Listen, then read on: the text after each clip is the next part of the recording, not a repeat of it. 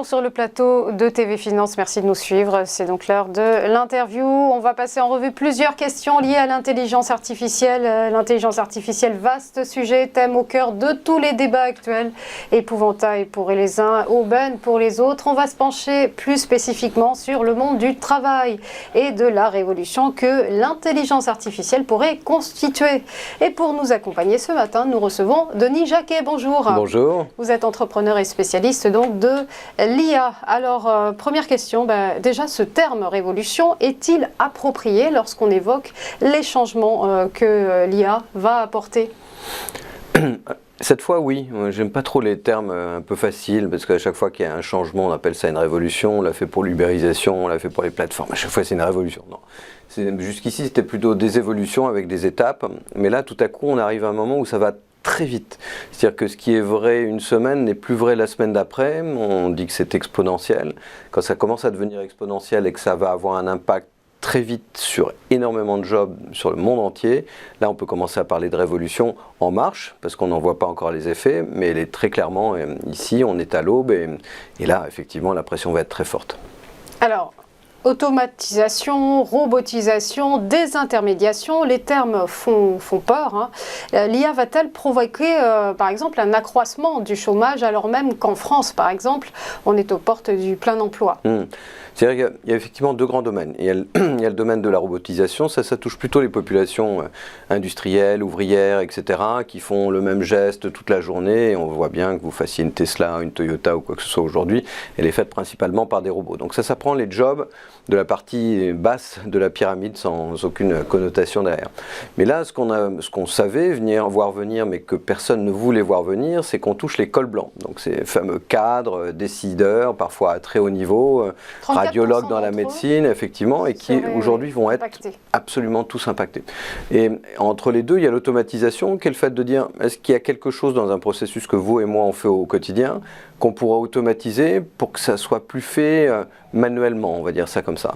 Et l'automatisation, effectivement, a une espèce de carburant naturel qui est l'intelligence artificielle. Alors jusqu'ici, c'était de la mécanique. Maintenant, ça devient de l'intelligence. Et ça, c'est différent. Donc maintenant, l'IA est au service de l'automatisation et va toucher tout ce que vous et moi on fait tous les jours. C'est on réfléchit, on collecte de la donnée. À partir de cette donnée, on prend des décisions. Toute cette partie-là, une intelligence artificielle peut la faire. Est-ce que ça va piquer votre job demain ? Non.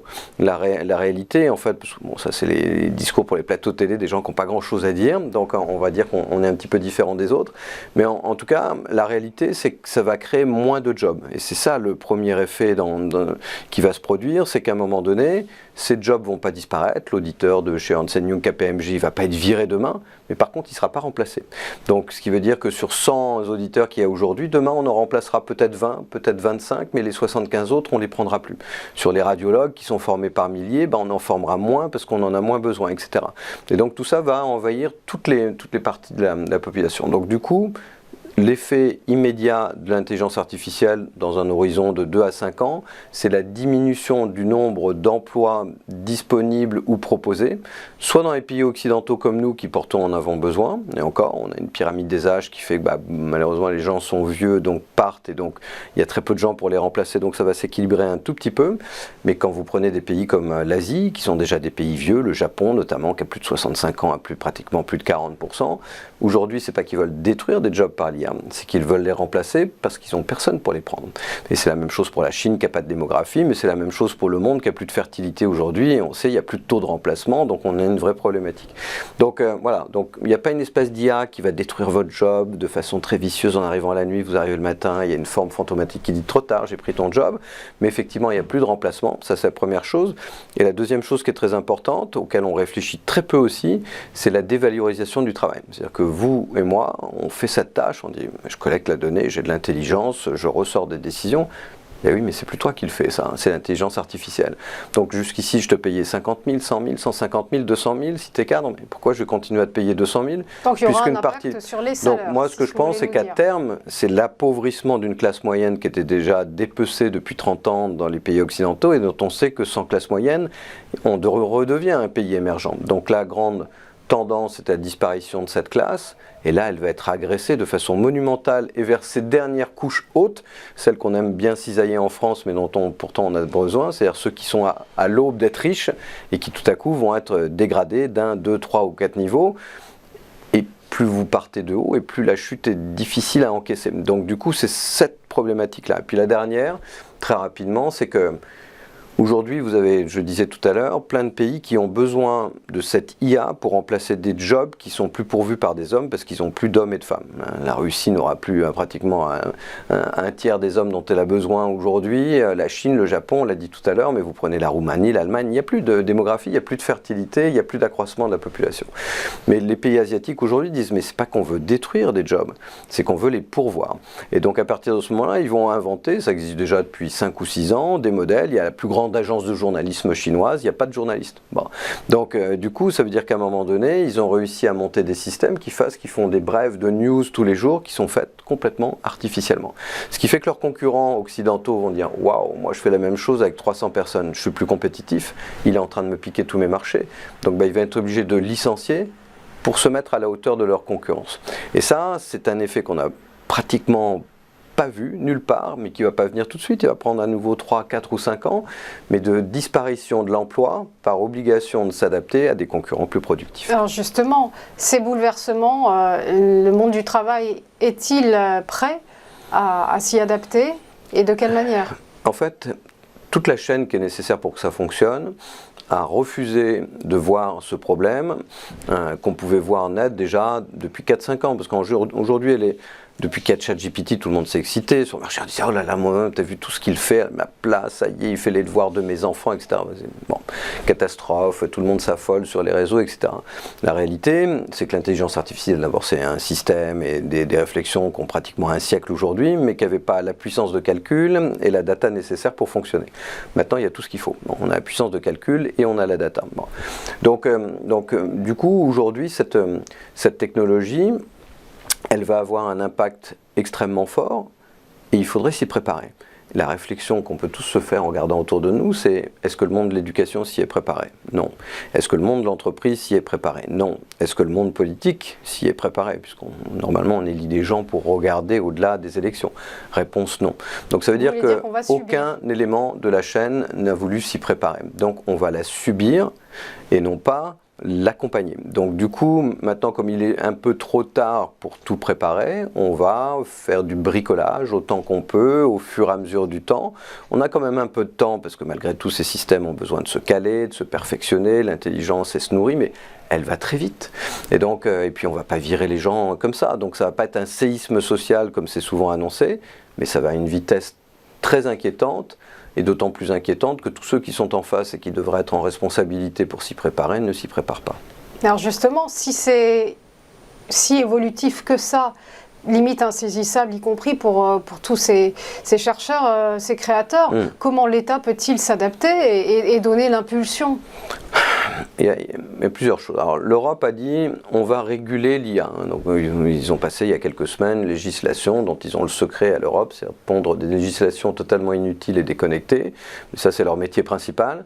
Donc, ça ne va pas changer, malheureusement. Et puis, on le voit dans les débats actuels, quand vous avez quelqu'un de compétent qui peut arriver, s'il a le malheur de ne pas être européen, il faut tout de suite le mettre dehors. Donc, du coup, c'est pas au niveau de l'Europe que ça va arriver. Elle a dit voilà, sur la biométrie, sur la reconnaissance faciale, on va réguler parce qu'il faut peut-être pas qu'il y ait trop d'effets trop tôt. Juste complètement à côté du sujet. Il y a Léopold Sédar Senghor, le président africain, décédé depuis très longtemps, disait on n'arrête pas le sable qui coule entre les mains. Et donc en fait, l'IA, c'est du sable qui coule entre les mains, vous ne l'arrêtez pas, vous ne le régulez pas. Et rien que le fait de réguler, c'est de se caler sur les plus puissants. Parce que vous régulez en réaction à quelque chose qui vous dépasse. Et pour l'instant, les Chinois et les Américains, eux, sont avancés, nous, on ne l'est pas. Donc, du coup, aujourd'hui, le responsable politique, qu'est-ce qu'il aurait pu faire? Investir massivement dans ces secteurs, qui fassent de l'Europe un champion, alors qu'on a des mathématiciens et des chercheurs à foison en France, au lieu de les payer, au lieu de les récompenser, au lieu de les connecter au business. Ça fait 30 ans que tout le monde le réclame, et 30 ans qu'aucun responsable politique ne le fait. Donc ça, c'est trop tard. L'éducation, on l'a dit, c'est déjà un peu trop tard, parce que préparer les métiers de demain, demain et ne plus préparer les métiers qui ne seront plus là demain, ça ne se fait pas. Donc ce qu'on pourrait attendre du politique aujourd'hui à l'échelle européenne, c'est un investissement massif dans ces technologies, un investissement massif pour créer des champions qui maîtrisent ces technologies et qui prennent le marché européen, ce qui ferait déjà une grosse part du lion entre le marché que prend les États-Unis et le marché que prend la Chine. Et on va se faire dévorer parce que pour l'instant, on n'a pas ça. Et quand le président Macron annonce à Vivatech il y a quelque temps 500 millions pour créer des clusters d'IA, enfin je veux dire, à moins vraiment d'avoir aucun sens des chiffres, ça fait glousser tout le monde. 500 millions, OpenAI doit dépenser ça en 2 mois et demi. Donc en 2 mois et demi, pour une seule société, on n'a même pas de quoi payer les salaires. Donc 500 millions, vous créez rien. Donc du coup, ce qu'on attend de l'État, c'est de la vision, ce qui a depuis très longtemps, de l'ambition, ce qui ne semble pas avoir, une unité européenne, parce que ça se fait à l'échelle d'un continent, et des moyens massifs sur la formation et sur la création de champions, et on ne les voit pas venir. Donc c'est ça qu'il faudrait faire. Malheureusement, voilà, Sœur Anne, on attend. Ouais. Alors de quelle manière l'intelligence artificielle également influe sur les marchés? En fait, de plusieurs façons. Bon, la première, épidermique à très court terme. Bon, moi je vis aux États-Unis, il y a un petit mois et demi, toutes les valeurs liées à la traduction, toutes les valeurs liées au cours à domicile ont chuté de 30 à 50% en une seule journée. Parce qu'effectivement, tout à coup, on se dit, mais quel est l'avenir économique d'entreprises qui sont sur des secteurs qui peuvent être envahis par l'IA aujourd'hui. J'ai un de mes partenaires sur ma société Top Crime qui fait depuis 20 ans les meilleurs résumés des meilleurs auteurs de la Terre entière.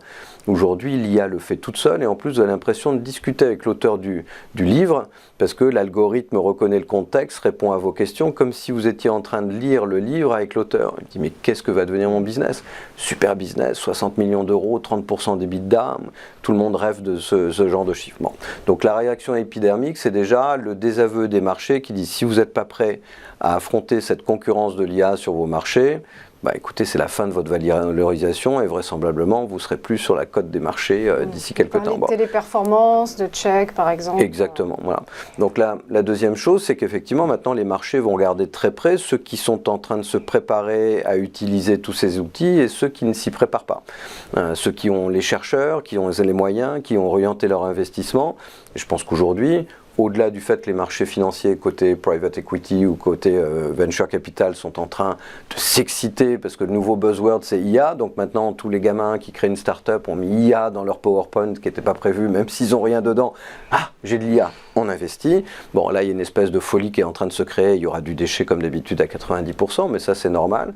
Mais effectivement, tous les marchés maintenant observent, est-ce que vous êtes prêts pour cette déferlante? Comment vous vous y préparez? Quels sont vos projets d'investissement? Quel sera le retour? Donc on voit bien que c'est ce qui va animer le marché, qui l'anime déjà plutôt côté start-up, mais qui va l'animer pour les 5 prochaines années. Après, sur les processus d'automatisation, la bourse n'a pas attendu l'IA pour faire du trading à haute fréquence de façon totalement automatisée et sans trader depuis déjà très longtemps. Donc c'est des technologies qui sont déjà embarquées quelque part dans la finance de façon un petit peu naturelle. Mais maintenant, ça va s'étendre et leur évaluation des entreprises va dépendre beaucoup de ce qu'elles voient de l'utilisation de l'IA. Alors, dernière question, on va essayer de se projeter, parce qu'on sait que le modèle économique capitaliste a généré, a créé l'intelligence artificielle. Aujourd'hui, ne risque-t-il pas de courir après l'IA et l'IA ne va-t-elle pas précipiter une forme de déclin, voire de chute de ce modèle? Je crois que le modèle va être... Alors, je serais incapable, et je n'essaierai même pas d'évaluer en combien de temps ça peut arriver, mais je ne vois pas comment on peut échapper à la discussion de savoir quel sera le modèle économique de nos sociétés demain. Non, pas seulement parce qu'elles vieillissent, pas seulement parce qu'elles vont du coup perdre en créativité, pas seulement parce qu'elles vont ralentir, parce que s'il n'y a pas de démographie, on ne peut pas avoir de croissance. Donc, tout est re-questionné, plus on le voit bien, la nécessité d'être plus vert pour faire en sorte d'assumer les défis de la transition écologique. Je ne vois pas comment on va échapper dans les 10 prochaines années à l'idée de réfléchir à comment une personne sera rémunérée demain, comment se répartira la valeur entre l'actionnaire, l'entreprise et le salarié, ou l'ex-salarié qui n'a éventuellement plus de job, ou un salaire extrêmement dévalorisé. Et donc ça veut dire que cette valeur qui va être créée, cette éventuelle productivité qui va naître de l'IA, mais qui va être vite très saupoudrée, qui à mon avis va disparaître très vite, Ben, comment est-ce que demain on va assumer une planète avec 8 milliards d'individus qui doivent manger, vivre, se développer? Et politiquement, si on veut que cette population continue à ramer dans le même sens, éventuellement, il faut qu'elle ait un espoir d'avenir. Et si vous leur dites qu'en fait, ben, il n'y a pas d'espoir d'avenir parce qu'il n'y a pas de job ou des jobs extrêmement dévalorisés, quand vous naissez et que vous dites alors quelles sont mes perspectives, elles sont quasiment nulles, comment vous arrivez à gouverner des peuples sans espoir? On a eu la religion, on a eu la science, maintenant on a l'IA, et si tout ça contribue à dire bah, ton avenir est derrière toi, on n'aura que des populistes qui vont tous échouer, et il restera quoi après? Le désert. Donc je pense que le capitalisme reste le meilleur système, mais s'il n'est pas re-questionné, mais très en profondeur, y compris dans l'idée de dire que bah, peut-être que finalement le profit doit être mieux partagé avec les salariés, pas forcément sous forme de salaire, sous forme de rémunération. Et les plus libéraux aux États-Unis, qui avaient amené le revenu universel, disaient peut-être qu'on doit effectivement, sur l'utilisation de la data, rémunérer plus largement les gens, même s'ils n'ont pas de job. On va les rémunérer sur l'utilisation de leur data. Enfin, on va devoir inventer des choses. Et il y a d'un côté les Chinois qui avancent sans se poser de questions, c'est une domination du monde. Les Américains qui ont toujours la même philosophie en Californie, c'est on agit d'abord, on réparera après. Ça marche plus ou moins bien, plutôt de moins en moins bien. Et l'Europe, bah, qui va être spectateur entre les deux, puisqu'en fait, elle n'investisse pas. Donc, bah, finalement, elle suivra le mieux disant. Suiviste. Voilà. Merci beaucoup, je vous en prie, avec plaisir, de nous avoir accompagnés ce matin. Je rappelle que vous êtes entrepreneur et expert en intelligence artificielle. Merci à vous.